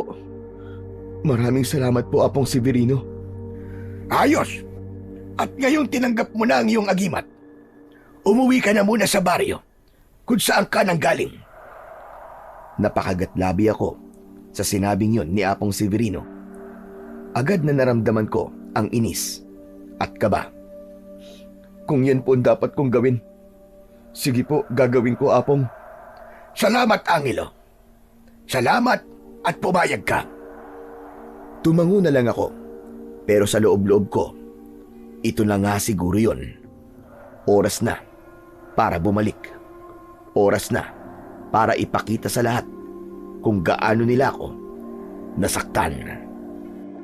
Hindi ko mapigilan na mapangiti dahil sa wakas ay maipapakita ko na sa kanila na hindi na nila ako pwedeng api-apihin, na hindi na nila ako pwedeng pagtawanan at pagtulungan. Gaganti ako, lalong-lalo na kay Medusa. Naramdaman ko ang matinding galit nang maisip ko ang pangalan ng babaeng yon. Naalala ko kasi yung pang-aapi niya sa akin at yung paggawa niya ng kwento para saktan at kamuhian ako ng mga tao. Magugulat sila sa pagbabalik ko. Hindi na ako isang busabos ngayon. Isa na akong antingero. At hindi lang basta antingero, kundi may agimat na kayang magpaluhod ng sinuman. Napapikit ako at bumuntong hininga. Sa loob ko, unti-unting lumalakas ang tibok ng puso ko dahil sa galit na ilang araw ko nang kinikimkim. Babalik na ako ng baryo at hindi na nila makikilala ang Anghelo na kilala nila noon. Umpisa na ng paghihiganti at umpisa na ng araw na mapapakita ko sa kanila kung sino ang taong dapat nilang katakutan. Iyo, ayos ka lang ba? Kanina ka pa bulong ng bulong ha? Ano bang sinasabi mo? Ho? Wala po, Apong. Kinakausap ko lang po yung agimat ko. Salamat po talaga dito ha. Sige po, Apong. Aalis na po ako. Maraming salamat po sa lahat. Teka, aalis ka agad-agad? Mamaya na, kakain muna tayo. Saka ihatid kita pagkatapos. Kailangan ko lang natapusin ang ginagawa ko. Kailangan masiguro na matatalas itong mga itak. Aanhin niyo po ba yan, Apong? Para sa'yo talaga to. Ibibigay ko sa'yo ang 2 itak na to para magamit mong pandepensa ng sarili mo kung kinakailangan. Po? Talaga po, Apong? Oo naman. May basbas na mga albularyo ang mga itak na yan. Kaya gamitin mo sa tama at kabutihan. Gamitin sa tama at kabutihan? Ang ibig ko sabihin ay gagamitin mo lang yan para maipagtanggol ang sarili mo at ang ibang tao. Huwag mong gagamitin sa kalokohan at pansariling interes. Aba kung ibibigay niyo po sa akin, di salamat. Hayaan niyo po. Gagamitin ko po yan sa tama. Samantala, ilang sandali ang lumipas. Natapos din siyang maghasa ng itak. Muli siyang naghain ng bungang ugat. Medyo nagsasawa na din ako, pero kailangan kong kumain nun dahil kaya nitong magbigay ng lakas na siya kong kailangan. Matapos kaming kumain, agad siyang tumayo at muling naghabilin sa akin. Halika na. Ihatid na kita sa ibaba at baka maligaw ka pa at kung saan ka mapunta. Sige po, Apong. Tara na po. Nagsimula na kami maglakad pababa ng bundok. At nang makababa na kami, tumigil si Apong Severino at tinapik ang aking balikat. O paano? Hanggang dito na lamang ako, iyo. Salamat po sa paghatid sa akin, Apong. Pero Apong, tanong lang. Magkikita pa po ba tayo? Baka kasi hindi ko po masundan yung daan papunta sa kuweba eh. Magkikita pa tayo, huwag ka mag-alala. Di ba nga sinabi ko sa'yo na ikaw ang magiging tagapagmana ko? Hindi ko lang po kasi maintindihan kung bakit kailangan ko pang umuwi sa baryo. Pwede naman pong manatili muna ako doon hanggang sa matutunan ko po lahat ng gusto niyong ituro sa akin eh. Hindi ko rin maintindihan kung bakit iyo. Pero yung kasi ang ibinubulong ng hangin sa akin, kailangan kitang pauwiin. Hindi pa malinaw sa akin kung bakit. Ganun po ba? Oo, kaya sige na. Umuwi ka na muna. Mag-iingat ka. Tumango ako at hindi na sumagot. Nagsimula na akong maglakad. At nang malapit na ako sa baryo, hindi ko inaasahan ang makikita ko. Ang yabang ko pa namang pumasok, pero wala naman pala akong makikitang mga tao. Ni isang aso, walang tumatahol. Pakiramdam ko, parang hindi normal yun. Yung mga bahay sarado at nakakandado, maski mga bintana. Nagpatuloy ako sa paglalakad hanggang sa may biglang sumutsut mula sa damuhan. Kuya Angelo! Kuya Angelo, dito ka, dali!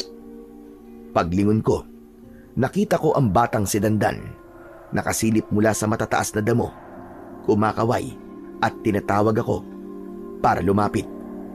Agad ko naman siyang nilapitan. Oh, Dandan! Anong ginagawa mo dyan? Bakit ka nagtatago?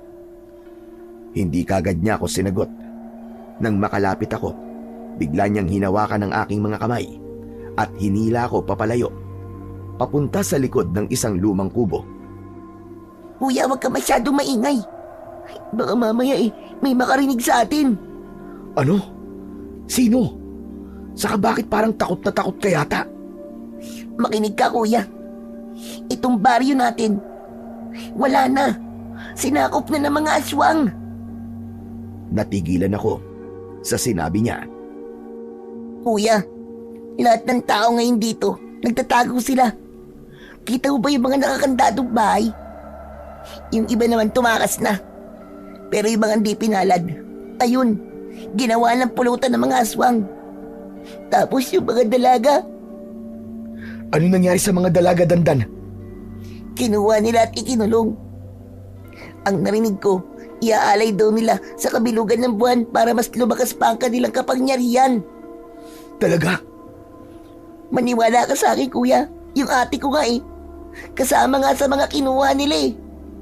Ano ang ate mo? Sigurado kang kinuha nila ang ate mo? Oo nga, kuya. Bakit parang natatawa ka pa? Naku po bakit isinali pa yung ate mo? Lugi sila dun. Hindi ba nila alam na expired na ang dugo nun dahil sa sama ng ugali? Grabe ka naman, kuya. Hindi naman ganun si ate.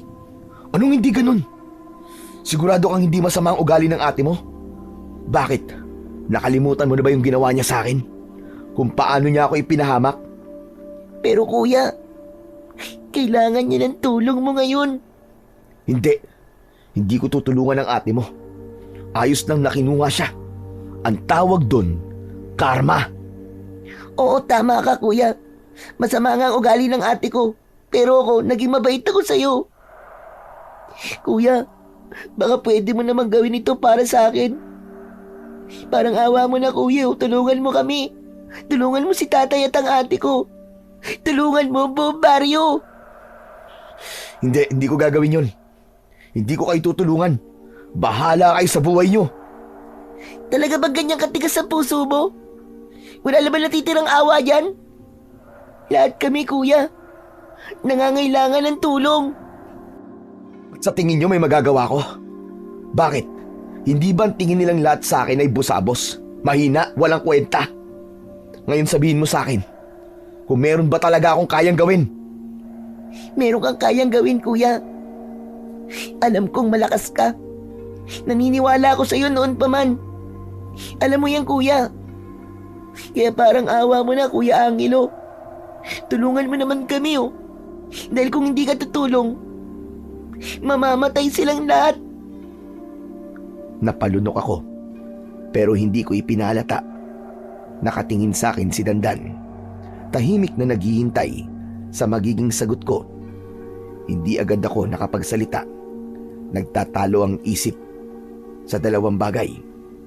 Ayokong tumulong dahil gusto ko ngang magiganti, pero may kaunting konsensya na kumurot sa puso ko, lalo na nang makita kong nagsimula ng umiyak si Dandan. Parang awa mo na, kuya. Iligtas mo kami. Iligtas mo kami sa kamay ng mga aswang. Anak ng putya naman, oo. Bakit ganito? Ona. Pero hindi ako mangangako na magagawa kong iligtas sila. Ilan bang kalaban? Madami po, kuya. Siguro po, may 20. Ha? Ganun karami? Teka, paano ko naman kakalabanin yun? Wala akong kapangyari. Natigilan ako nang bigla kong maalala ang kwintas na ibinigay sa akin ni Apong Severino. Meron pala akong kapangyarihan na pwede kong magamit sa oras ng pangangailangan. At napatingin din ako sa hawak kong 2 itak. Parang biglang umalingaw-ngaw sa pandinig ko ang sinabi ng matanda sa akin na gamitin ko yun bilang pangdepensa sa aking sarili kung kinakailangan. Sige na. Huwag ka nang umiyak dyan. Gagawa tayo ng paraan para mailigtas ang ate mo. Talaga? Salamat po, Kuya Angelo. Ang bait mo talaga. Dinala ako ni Dandan sa isang abandonadong bahay malapit doon sa baryo. Doon pala nakatago ang ilang mga kababaryo namin. Pagpasok ko, agad silang tumahimik. Tumayo ako sa gitna nila at huminga ng malalim. Anong plano nyo? Dito na lang ba kayo? Walang sumagot. Nakita ko sa mga mukha nila ang pagod, takot at kawalan ng pag-asa. Tulungan natin ang mga kinuha nilang kababaryo natin. Mang Joey, iligtas natin ang anak mo. Hindi agad tumingin si Mang Joey. Nakayuko lang siya. Nakapatong ang 2 kamay sa tuhod. Nanginginig. Ilang segundo bago siya nagsalita. Sinubukan na naming iligtas sila. Pero wala. Hindi namin kinaya. Marami sa amin ang namatay. Malupit sila. Wala silang awa. Hindi mo kilala mga nilalang na yun, Angelo. Tama si Man Joey. Kahit ang pinakamalakas sa amin, wala na. Kung susugod kami ulit, parang susugod kami sa aming kamatayan.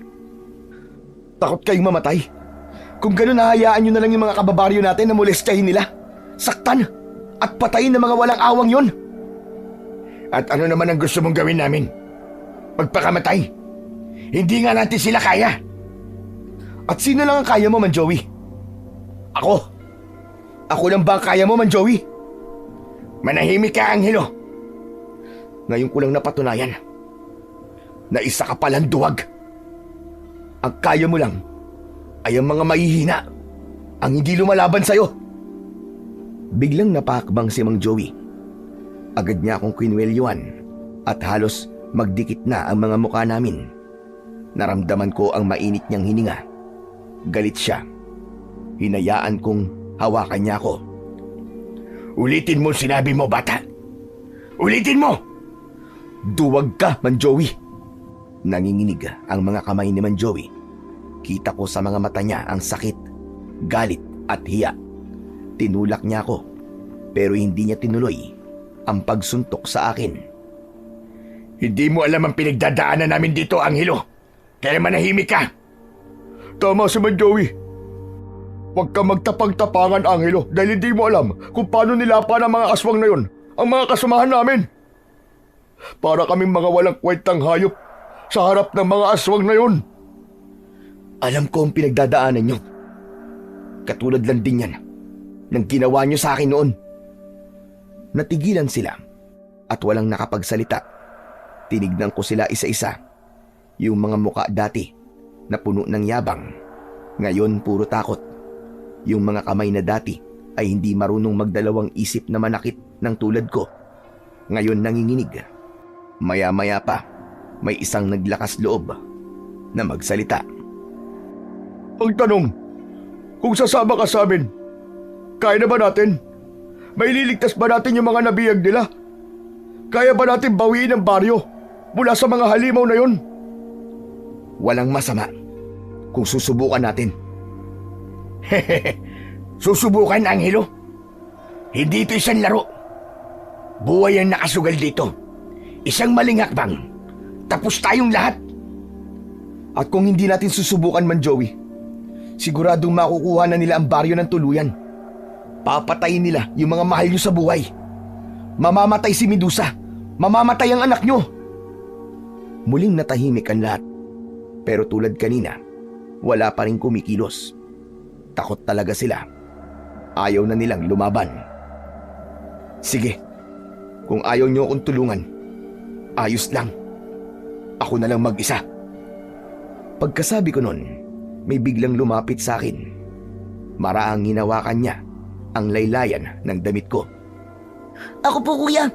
Sasama po ako sa iyo, Kuya Angelo. Kung takot sila, ako po hindi. Sigurado ka ba, Dandan? Pero delikado ang laban na to para sa'yo. Masyado ka pang bata. Baka bago natin makita ang ate mo, mapatay ka na nila. Hindi po ako natatakot. Basta't kasama kita, kuya. Naniniwala akong hindi mo ako pababayaan. Sa huli, pumayag na din ako na isama siya. Walang nagawa si Mang Joey kahit ilang beses pa niyang pigilan ang bunso niyang anak. Pagsapit ng gabi, bumalik kaming dalawa sa baryo. Nagkubli kami sa dilim. Dahan-dahang lumapit hanggang sa nakita na namin ang mga biyag. Nasa plaza sila, nakagapos at kasama doon si Medusa. Sumisigaw siya na walang preno ang bibig. Kahit kailan talaga, yung bibig ng ate mo walang tigil. Hindi niya magawang maitikom. Kawawa yung mga aswang, oh. Kuya naman eh. Nagawa mo pang magbiro eh. Totoo naman eh. Kuya, ate ko pa rin yun. At doon ko naisip na kailangan ko nga magseryoso. Hindi ito panahon para magpatawa. Nakasalalay sa mga kamay ko ang buhay nila. Paglapit namin sa may gilid ng plaza, doon ko nakita yung pulutong ng mga aswang. Mga nasa 20 sila. At sa gitna nila, may malaking bilog na ginuhit gamit ang dugo. May leader sila na siyang naroon sa loob ng bilog at nagdarasal. Malinaw na nagsasagawa ng ritual. Maya-maya pa, nag-utos ang leader na kuhain ng isang babaeng nakatali. Nang madala siya sa gitna ng bilog, bigla itong sinakmal ng aswang sa balikat ni hindi nagawang sumigaw nung biniktima niyang babae. Namatay ito, nadilat ang mata. Hayop kayo! Mga demonyo! Tama na! Ayoko na dito! Ayoko na! Tulungan niyo ako! Naawa ako sa kanila. Totoo, sobrang awa ang nararamdaman ko. At hindi ko inaasahan yun. Kaya pala ako binigyan ni Apong Severino ng agimat at tinuruan sa paggamit ng sandata. Hindi para magiganti. Hindi para ipamukha sa lahat yung pinaggagawa nila sa akin noon. Ang misyon ko ay iligtas sila. Kuya, si ate! Naalarma ako nang marinig ang sinabi ni Dandan. Nakita kong kinakaladkad ng 2 aswang si Medusa papunta sa bilog. Pilit siyang kumakawala. Halos mawalan na ng boses. At sa sandaling yon, naramdaman kong kumapit si Dandan sa damit ko. Kuya, tulungan mo ang ate ko pakiusap! Dito ka lang. Huwag kang lalabas kahit na anong mangyari, ha. Naiintindihan mo? Pero... Dandan, dito ka lang. Dahan-dahan siyang tumango. Pagkatapos nun, mabilis akong humakbang palabas sa pinagtataguan namin. Tumakbo ako, papunta diretso sa leader na nasa gitna ng bilog. Ngunit bago pa ako makalapit, 2 aswang ang humarang sa akin. Agad kong napatamaan ng mga yon sa kanilang tiyan. Umungol sila at napaatras. Nakapasok na ako sa loob ng bilog at ilang pulgada na lang ay maaabot ko na ang pinuno. Pero bigla itong lumipad. Agad na sumunod ang kanyang mga alagad. Nabigla ako pero hindi ko na sila hinabol. Kuya, ang galing mo! Mamaya na tayo magbulan, Dandan. Tulungan mo akong pakawalan ng mga biyag, bilis! Kaagad kong kinalagan ang mga tali ni Medusa at ng iba pa. Akala namin tapos na. Akala namin umatras na ang mga aswang, pero hindi pa pala. Bumalik sila at mas marami pa kaysa kanina. Sabay-sabay silang lumapag sa lupa. Agad namang inilayo ni Medusa ang kapatid niya.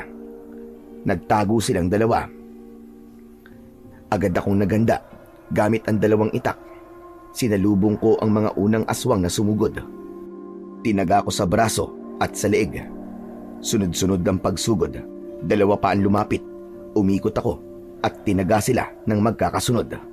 Pero habang tumatagal, nakaramdam na ako ng pagod. Hindi ko na kaya to. Medyo natumba ako nang umatake ang isa pa. Naabot ako ng mga kuko niya at tinamaan ako sa balikat. Halos mapasigaw ako sa sakit. Bigla ko napaluhod. Binitiwan ko ang mga itak. Ngunit ng sandaling yon, biglang may narinig akong malakas na sigaw. Tumayo ka dyan! Hindi pa tapos ang laban! Nakita ko si Apong Severino na nakikipaglaban sa mga aswang gamit ang kanyang sibat. Tapos ay nakita ko sa likod niya si Mang Joey. May hawak silang mga sandata at tumutulong sa pakikipaglaban. Dahil doon, nagkaroon ulit ako ng lakas ng loob at sumugod sa mga kalaban. Sabay kaming umatake hanggang sa ang natira na lamang ay ang kanilang pinuno. Walang hiya ka! Dito mo pa talaga piniling magasik ng lagim, ha? Pero tapos na to ngayon. Babawiin ko na ang baryo namin. At sinisiguro ko na walang isa sa inyo ang muling makakabalik pa dito. Tatagain ko na sana yung aswang pero bigla siyang lumipad para tumakas. Mabilis siya pero mas mabilis si Apong Severino. Agad siyang nakalapit sa akin at iniabot ang sibat. Ikaw na ang tumira, Angelo! Bilisan mo! Tumigil saglit ang mundo. Naalala ko ang ginawa naming pagsasanay. Tinignan ko ang galaw niya at pinag-aralan ang distansya. Ilang sandali pa, itinaas ko ang sibat at pumesto. Gamit ang natitira kong lakas, diretso ko yung inihagis sa lumilipad na aswang. Tinamaan ko siya. Tumagos ang tama sa dibdib ng aswang hanggang sa bumagsak ito sa lupa at namatay. Pagkatapos ng laban, agad na naglapitan sa akin ng mga tao. Isa-isa silang nagpasalamat. Si Medusa ang huling lumapit. Nakayuko siya at nanginginig ang boses. Patawarin mo ko, Angelo, sa lahat ng naging kasalanan ko sa'yo. Aaminin ko na. Walang katotohanan lahat ng sinabi ko tungkol sa kanya. Wala siyang kasalanan sa akin. Ako ang may malaking kasalanan sa lahat dahil ginamit ko siya para pagtakpan yung mga maling ginagawa ko kasama ang boyfriend ko. Ako ang nagdala ng kamalasan dito sa baryo. Anong ibig mo sabihin, Medusa? Kasi yung nobyo ko, espiya pala siya ng mga aswang.